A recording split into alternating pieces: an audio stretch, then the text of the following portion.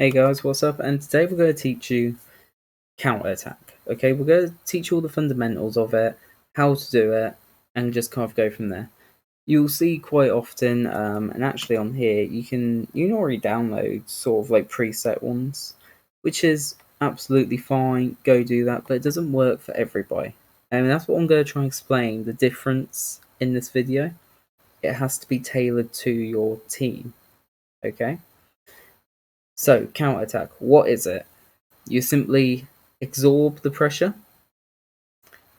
and then hit the opponents on the break when they have fewer players in defense. Okay, so you're drawing them out to then hit them on the break. It's a very brilliant, effective tactic, and probably better employed for the away games, but you can use it how you like. So the first fundamental is you have to get your defense right. So this is not the tactic, by the way. This is for another video, so we're just gonna go through this. You need to absorb pressure. Now, to absorb pressure, it means you've got to have a solid defense. So let's go into here first. I want our defensive width to force them to the outside. Okay, because crosses into the box are, in my opinion, less of a threat than going through our defense. Okay, because you're going to be dropping deep as well. Okay, which is very, very important. Not only that, you need to have good defenders for this. So if both your centre backs are short, this won't work, and it might actually benefit you to, stay on balance or just kind of let them come inside. But I really wouldn't recommend them coming inside. It is so bad, in my opinion. I'd keep it on standard. But if you're planning counter attack, I just wouldn't have small defenders. I mean, to be fair, actually, how tall's Fabinho? He's 6'2". What's his aerial like? And this is a good way to check. If it's in dark green, it's excellent. Green, good. Yellow, average. Orange, poor, and red, just don't even ask. This is for Premier League level though, so obviously it kind of depends on that. So have I got a better aerial defender along the same lines? What's Joe Gomez like? He's slightly better. So, I mean, I'd probably play Joe Gomez in front of Fabinho for this way of playing. So, let's just swap these two round. Which then means I can force them on the outside. I can drop back slightly lower, not too low, because if you completely just back up, you can really be hurt. Because look at all this space outside of the box. Push them slightly higher. It's not enough room for anyone to really run behind and hurt you, but it just pushes them slightly higher just to keep away those long shots. You don't need offside trap. It's really pointless when you're playing this deep. Use tight marking. I mean, it's definitely something where, I mean, look what it says. Use tight marking will ask players to adopt a marking system in defensive situations where they are encouraged to stick particularly close to their side opponent to prevent them attacking the ball and contest. Now, that can definitely be great, but issue being, it will pull a lot of your players out of position. That's not what you want. You need to be a solid. Okay? So we don't want short distributions, so we prevent that. Now, you do not want to go in and get stuck in, because there's so many opportunities that can be given to the opponents, where it be penalties, free kicks. You just don't want, nor do you want to stay on your feet, because you do need to make those odd tackles.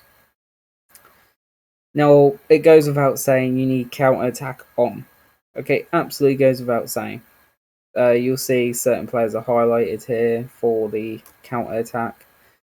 Counter press, it'll ask them to pressure the ball, but we don't want that. We want to regroup. Okay, you need to regroup. The reason for this, getting back in position, very important. Distribute over defense. Okay, you need quick players for this. If you don't have any quick players, you're more or less relying on your wingers, and in which this is then no good. I have Salah, Mane, so this would be very good for me personally. Okay. If you're using more of a target man to bring others into play, distribute to target man. You want to distribute it quickly for obvious reasons, and take take long kicks. Attacking width. Now, you're not going to be playing against a full back line, so you don't need to be particularly wide, but you need to be just wide enough. If you're using wingers, that is, like me, say I'm gonna be there's a good chance the way I'm gonna be counter attacking, it's gonna use two wingers specifically, because for me it's gonna be dropping back, so fairly wide will do for me. But if you're using, say, two strikers, I'd still probably stay fairly wide, because the issue is if you go too narrow, you're then fighting the centre backs for possession of the ball. So fairly wide is always, in my opinion, the best way to go. You don't want to touch any of this. You don't need to, because you just want to. I mean, pass in space. That's something you want on, because it's something for them to run onto. Passing direction, you just want complete, extremely direct. Okay, highest tempo you can go. You want to be expressive. Now, providing your players are good passers, this could bring out an absolutely outstanding pass, a very good key pass, and that's hopefully all you'll need. Your right defense, essentially, shoot on sight. Now, your mentality, I like to have a more aggressive mentality. Like, if you kind of read these, you'd assume, like, oh, if I'm playing this way, I'd probably want to be a bit more defensive, cautious. No. It aims to exploit spaces in the final third by employing a fast tempo and more direct pass, and has a high chance of losing the ball by attacking. They would, however, opt to recycle the ball, retain possession, etc. This is great, absolutely great. Now, obviously, I need to change the way in which we're going to be doing this, but actually, no, not that much. I mean, he's going to protect the back line, so I don't need these two on cover. Defense will absolutely do. Okay, you don't want stoppers, because that means they'll come out, and that will provide holes in the defense. Now, probably something I would do is have an anchor one side, drop counter there, and hence there's a box to box to help support. And this, to me, looks like a pretty good system for counter attack. In fairness, I would probably just drop these two on support as well to give you a little extra support back here. And Alisson will keep sweeping up just in case. So, sweeper keeper on attack will absolutely do a job. I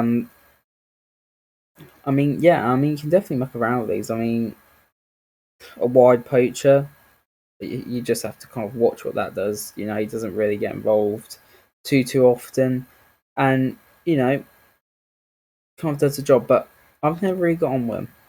So inside forwards are more or less what I want here. Like I said, you do not have to play a specific formation or anything like that. Formation is more secondary. As long as you've got cover in front of the defence, a supportive player for both the attack and defence, a solid back line that does not look to get forward or step out of position, and some sort of attack approachment play. So either a target man and a quick player, or some quick players with the support of another. You get what I mean. Anyhow, thank you so much for watching, and I'll see you in the next one. Bye bye.